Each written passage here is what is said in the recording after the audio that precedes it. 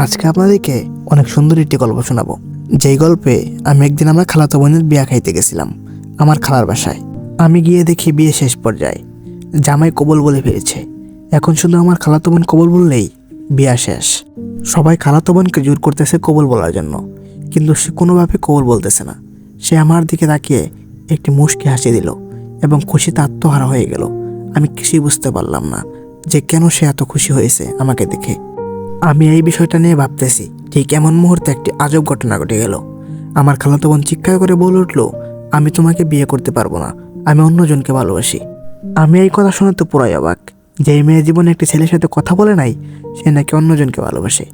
আমার মনটা আনসান করে উঠল যে ছেলেটা কে, কাকে সে ভালোবাসে। আমার মনে এই প্রশ্ন ঘুরপাক খাচ্ছে। এমন অবস্থায় আমার খালাতো বোন হঠাৎ করে আমাকে এসে জড়িয়ে ধরলো। আমি পুরাই বলদ হয়ে গেলাম, সবার নজর আমার দিকে।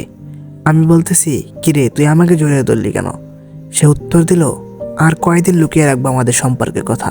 আজকে বলে দাও, না হয় তুমি আমাকে চিরতরে হারিয়ে ফেলবে।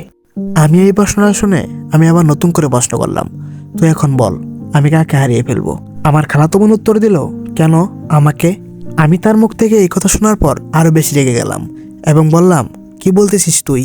এবার খালাতো বোন উত্তরে বলল, ভাইয়া, আমাদের সম্পর্কের বিষয়টা এখন জানানো দরকার, আর না হলে আমাকে চিরতরে হারিয়ে ফেলবে, আর কখনো আমাকে পাবে না। আর ভয় পেয়ে লাভ নেই, সব বলে দাও। তার এইসব কথা আমার মাথার উপর দিয়ে গেল। আমি কিছুই বুঝতে পারতেছিলাম না, কাকে বলবো আর কি বলবো। এইসব কাণ্ড কারখানা দেখে হঠাৎ করে আমার খালা আমাকে বলে উঠল, কি মাহির, তুমি কি সত্যি মীরাকে ভালোবাসো?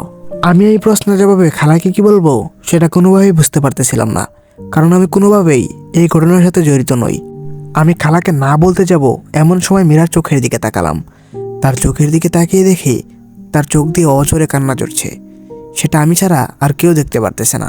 আমি কখনো কারো মন বুঝতে পারি না, কিন্তু সেদিন কেন জানি না মীরার মনটা বুঝে ফেলেছিলাম।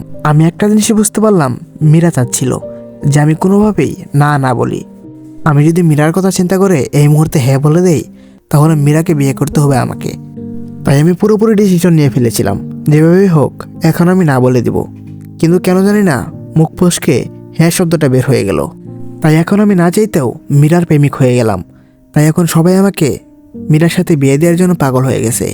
আম্মু কোনো একটা দরকারি কাজে আমাদের গ্রামের বাড়িতে রয়ে গেছে, তাই আসতে পারে নাই।